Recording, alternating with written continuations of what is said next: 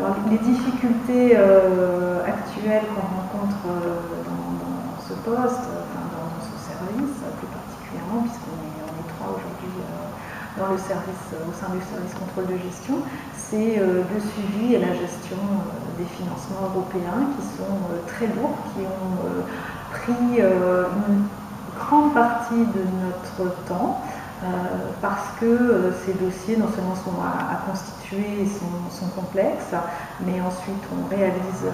leur bilan en lien avec les réseaux sur la partie qualitative, et puis surtout on est très contrôlé sur ces financements, donc c'est à nous, au contrôle de gestion, toujours en lien avec le réseau mais en fort appui, qu'il en revient de répondre à ces demandes qui sont multiples et à des années d'intervalle. Ensuite, sur les qualités qu'il faut pour intégrer le service contrôle de gestion, alors il y en a deux qui sont très différentes. D'une part, sur la partie ressources, il s'agit d'avoir d'émêler, on va lire énormément de conventions. Le contrôle de gestion valide toutes les conventions de fonctionnement et puis de prêts d'honneur et de primes qui sont signées à l'ADI.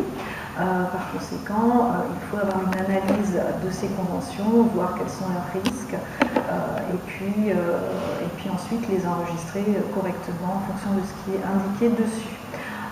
Pour la partie charge, il faut avoir des compétences comptables, une sensibilité aux questions de gestion et puis une précision,